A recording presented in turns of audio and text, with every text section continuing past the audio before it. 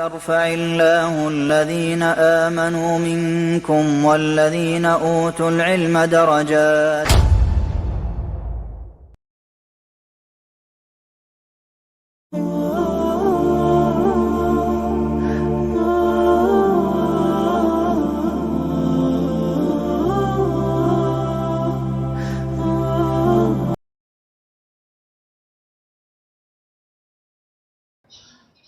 السلام عليكم ورحمة الله وبركاته. إن الحمد لله وحده والصلاة والسلام على من لا نبي بعده أما بعد.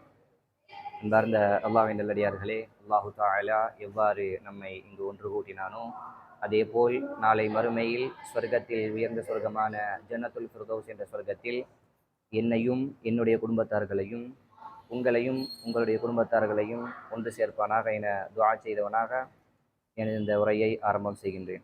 அன்பார்ந்த அல்லாஹ்வின் நல்லடியார்களே, அல்லாஹ்வுடைய மாபெரும் ரஹ்மத்தால் நாம் ஹஜ் மாதத்துடைய 7வது பிறையை அடைந்திருக்கின்றோம்.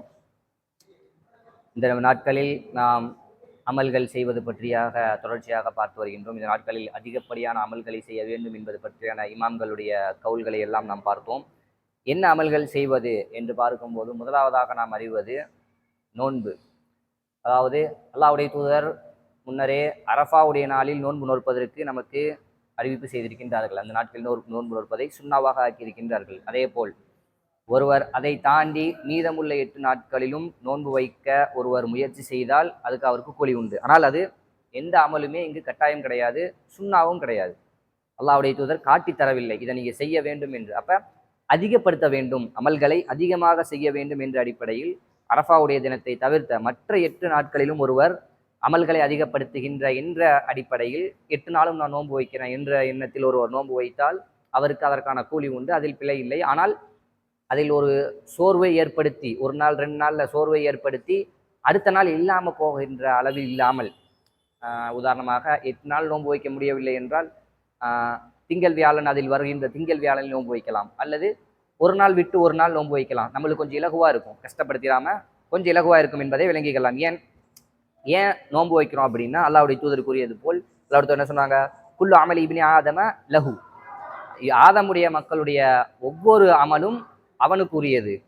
ஆனால் அல்லாஹ்வுடைய இல்ல சியாம், நோன்பை தவிர ஃபஇன்னஹு லீ வ அன அஜ்ஸி பிஹி, ஏனால் நோன்பு என்பது எனக்குரியது, நான் தான் அதற்கு கூலி கொடுக்குறேன் அப்படின்னு அல்லாஹ் தஆலா சொல்றான். அப்ப அந்த அடிப்படையில் அல்லாஹு தஆலா கூலி அளிக்கின்றான் என்று சொல்லும்போது அது கணக்கின்றி அல்லாஹு தஆலா தருவான்.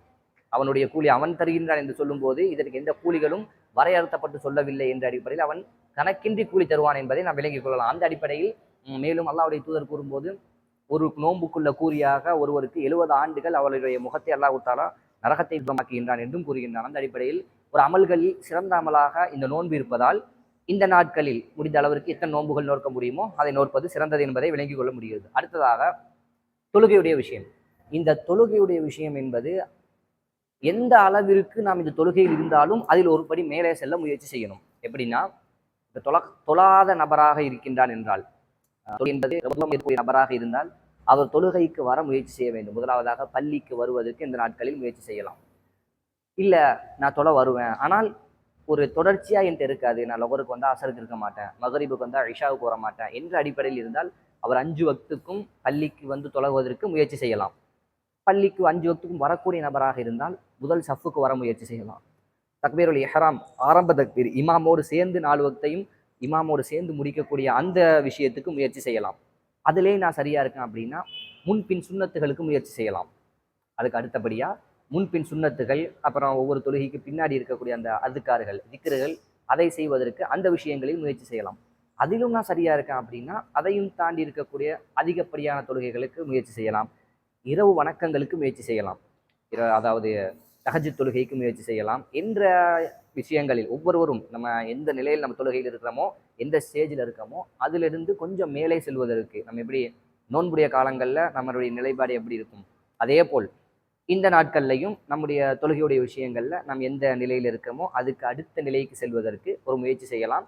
ரெண்டாவது மிக முக்கியமான விஷயம், செல்லும் போது அடுத்த நிலைக்கு போகிறோம் அப்படின்னா அது அடுத்த நாட்களில் தொடர்ற மாதிரி இருக்கணும். பிறநாளை கடந்தாலும் அந்த விஷயம் நம்மளுக்கு தொடர்ற மாதிரி இருந்தாலும் அது பயனளிக்குமே தவிர அந்த நாட்களில் மட்டும் செஞ்சுட்டு விட்டோம்னா அது பெரிய அளவில் நமக்கு எந்த ஒரு மாற்றத்தையும் ஏற்படுத்தாது என்பதையும் விளங்கிக்கணும். அப்ப அந்த தொழுகையுடைய விஷயத்துல இரண்டாவதாக நாம் பார்த்தாமல் தொழுகை அதில் நம்ம எந்த நிலையில் இருக்கிறோமோ அதிலிருந்து அடுத்த நிலைக்கு செல்வதற்கு முயற்சி செய்யலாம். அடுத்ததாக மூன்றாவதாக அதிகமாக குர்ஆனை ஓதுவது. குர்ஆனை ஓதுவதையே நாம் ரமதான் மாதத்தில் இருக்கக்கூடிய ஒரு அமலாக மாற்றக்கூடிய ஒரு நிலை நம்முடைய சமூகத்தில் ஆகிவிட்டது. அதாவது ரமதானுடைய மாதத்தில் தான் அந்த குர்ஆன் இறக்கப்பட்டது, அந்த லைலத்துல் கத்ர் இரவில் தான் அந்த குர்ஆன் இறக்கப்பட்டது. அந்த மாதத்தில் குர்ஆன் ஓத வேண்டும். ஒரு நாளைக்கு ஒரு ஜுசு முடிச்சு 30 நாளைக்கு 30 ஜுசுகளை முடிக்க வேண்டும். தராவி தொழுகும் போது ஒவ்வொரு ஜுசு ஓதி 30 நாளைக்கு 30 ஜுசு முடிக்க வேண்டும் என்றெல்லாம் அந்த குர்ஆனை நாம் எப்படி ஆக்கிட்டோம் அப்படின்னா அதை ரமதானுடைய மாதத்திற்கான ஒரு அமலாக ஆக்கிவிட்டோம். அப்படி கிடையாது.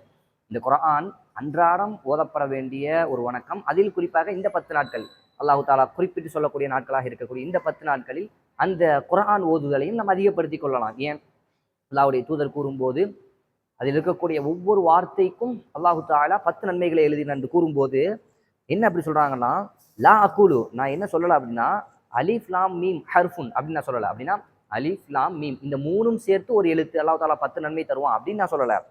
வலாக்கின் என்றாலும் அலிஃபுன் ஹர்ஃபுன் வலாமுன் ஹர்ஃபுன் வ மீமுன் ஹர்ஃபுன். அலிஃப் ஒரு எழுத்து, லாம் ஒரு எழுத்து, மீம் ஒரு எழுத்து. இது ஒவ்வொன்றிற்கும் 10 நன்மையாக அல்லாஹு தாலா 30 நன்மைகளை தருகின்றான் என்று அல்லாஹ்வுடைய தூதர் சொன்னார்கள். அப்படி பார்க்கும்போது அல்லாஹு தாலா இதில் அதிகமான நன்மைகளே வைத்திருக்கின்றான் என்று உணர்கின்றோம். அதனால எப்போதெல்லாம் நமக்கு நேரம் கிடைக்கிறதோ, ஒவ்வொரு தொழுகைக்கு பின்னாடி அல்லது ஒவ்வொரு தொழுகைக்கு முன்னாடி அல்லது நம்மளுக்கு ஃப்ரீயா நேரம் கிடைக்கும் போது அசருக்கு அப்புறமோ ஃபஜ்ருடைய நேரத்தில் அசருடைய நேரத்தில் இந்த நேரங்கள்லாம் நேரம் கிடைக்கும்போது அதிகமாக குர்ஆனையும் ஓதலாம் என்பதையும் நாம் விளங்கிக் கொள்ள முடிகிறது. இன்ஷா அல்லாஹ் தொடர்ச்சியான விஷயங்களை அடுத்தடுத்த நாள் பார்ப்போம். இன்றைய தினத்தில் நாம் பார்த்த விஷயங்களிலிருந்து கேள்வியாக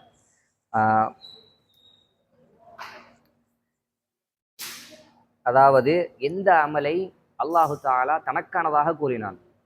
மிச்ச அமல்கள் எல்லாம் அடியானுக்குரியது, அது அவனுக்குரியது, செய்யக்கூடிய அவனுக்குரியது. இந்த ஒரு அமல் மட்டும் எனக்குரியது, நான் அதற்கு கூலி வழங்குவேன் என்று அல்லாஹு தாலா கூறக்கூடிய அமல் எது என்பதுதான் இன்றைய கேள்வி. இன்ஷா அல்லாஹ் வரக்கூடிய நாட்களில் இதனுடைய தொடர்ச்சியை பார்க்கக்கூடிய தௌஃபீக்கை அல்லாஹு தாலா நம் அனைவருக்கும் தந்த அருள் புரிவானாக.